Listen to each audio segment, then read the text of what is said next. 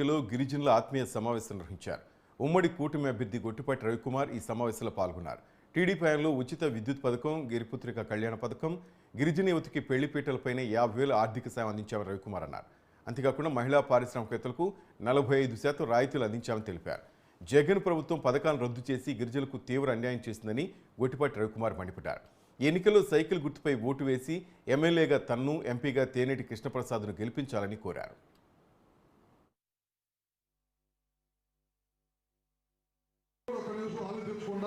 నేను నవరత్నాలు పెట్టాను, అందులో వచ్చేస్తే సప్లై కూడా అందులో నిధులు అన్ని అందులోనే ఉంటాయి, మీరు అందులో ఇస్తున్నారు కాబట్టి మళ్ళీ ప్రత్యేకంగా ఇచ్చే పని లేదని చెప్పి కూడా అన్నారు అన్నమాట.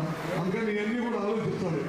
అదే కాకుండా మన నాయకుడు ఉన్నాడు కదా, అన్నీ చేసాం. అట్లా ఈ అమ్మాయి సర్పంచ్ అయింది.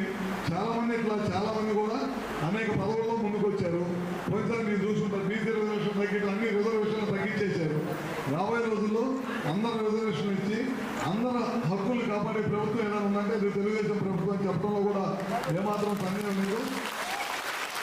మీ అందరూ కూడా దాదాపు నాకు తెలియని వాళ్ళు కాదు, నా కాన్స్టిట్యూన్సీలో అన్ని కాలేజీలు తిరిగిన వాళ్ళే, అందరూ కూడా నాకు తెలిసిన వాళ్ళే.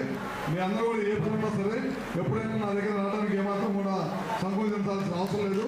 ఎప్పుడు కూడా, ఎందుకంటే గడిచిన 20 సంవత్సరాల నుంచి మీ అందరూ కూడా నా కుటుంబ సభ్యులాగే ఉన్నారు. అందరూ కూడా ఇప్పుడు వాళ్ళ పొద్దున్నే ఫోన్ చేసి ఎస్టీకాల వాళ్ళు బలిగొర వాళ్ళు ఒకసారి రాండి అంటే అమ్మటి వెళ్ళారు. వచ్చినప్పుడు మళ్ళీ సూర్యాపల్లి వాళ్ళకి పోయినసారి మనం ఇళ్ల స్థలాలు ఇచ్చి రోడ్లు వేసాం. ఇప్పుడు వాళ్ళు మొన్న ఇందాక వెళ్తే బాగా చేశారని కరెంట్ 5 సంవత్సరాల్లో కరెంట్ ఇవ్వలేదు అన్నారు. అమ్మటే ఫోన్ చేసి దీని చెప్పా కరెంట్ అడుగుతున్నారు చేయమని చెప్పి. అట్లా మన కొబ్బరిపాటు సెంటర్లో తిరిగేటప్పుడు ఊరు మధ్యలో 12 ఇళ్ళు ఉన్నాయి కరెంట్లు, ఎస్టీలు. మీటర్ అడిగితే 17,000 నుంచి 20,000 అడిగారంట. అడిగితే అమ్మటే డిపార్ట్మెంట్ వాళ్ళకి ఫోన్ చేసి ఇలా మీటర్లకి